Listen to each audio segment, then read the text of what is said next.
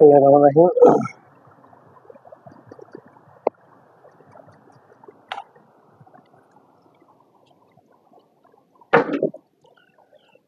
অভিজ্ঞতা শিরোনাম 2, পৃষ্ঠা 56, শ্রেণী নবম।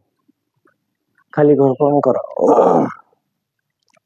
আমরা 3-এর 1 অঙ্কটা সলভ করবো। আমরা বলছে এখানে যে সমান্তর ধারার প্রথম পদ দেওয়া আছে, এখানে এর মান 2 দেওয়া আছে, সাধারণ অন্তর ডির মান 5 দেওয়া আছে, পদের সংখ্যা n দেওয়া আছে কত 10। n তম পদ বের করতে হবে আর Sn মানে n পদের সমষ্টি বের করতে হবে। দেখি আমরা কি আছে, তাহলে দেওয়া আছে লিখি আমরা। দেওয়া আছে সমান্তর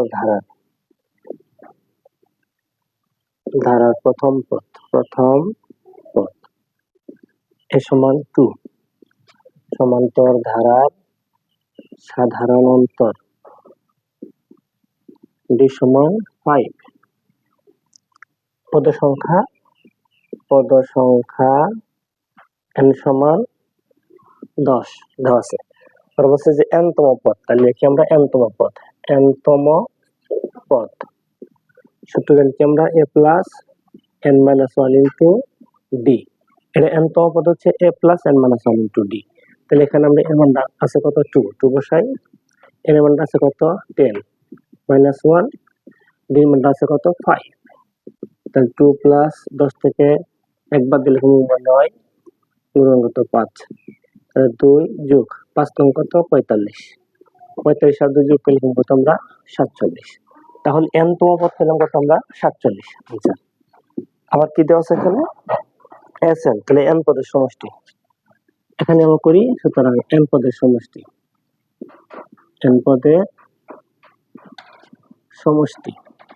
Sn সমান শুধু জানি কি আমরা n/2 into 2a plus n minus 1 into d। তাহলে n এর মানটা কত 10 ভাগ 2 গুণন এর মানটা কত 2, n এর মান 10 minus 1 into d এর মানটা কত 5, 5 দোকানে 10, তাহলে 5 into 2 দোকানে 4, 10 থেকে একবার দিলে 9 গুণন 5, তাহলে 5 into 4, 5 নং কত 45, 5 গুণন 45 আর 4 যোগ করলে কত আমরা 49 আর 5 গুণ করলে 5 নং 45 এর 5 হাতে হচ্ছে কত 4, 4 5 20 আর 4 24, 245 আনসার। তাহলে দেওয়া আছে যে 3-এর 1 সমান্তর ধারা প্রথম পদ এর মান 2 দেওয়া আছে, সাধারণ অন্তর d মান 5 দেওয়া আছে, পদের সংখ্যা n সমান 10 দেওয়া আছে। n তম পদ, তাহলে a plus n minus 1 into d, তাহলে এর মান হচ্ছে 2, n এর মান হচ্ছে 10 minus 1, d এর মানটা 5, 2 প্লাস তাহলে 10 থেকে আমরা একবার দিলে 9 গুণন 5 নং 45 আর 2 যোগ করলে 47, তাহলে n তম পদ পেয়ে গেলাম আমরা। আবার বলছে Sn n পদের সমষ্টি, তাহলে n পদের সমষ্টিকে Sn দ্বারা প্রকাশ করা হয়। তাহলে n পদের সমষ্টি হচ্ছে n/2 into 2a plus n minus 1 into d। তাহলে n এর মানটা 10/2, 2 গুণন এর মানটা 2, n এর মানটা 10 minus 1, d এর মানটা 5।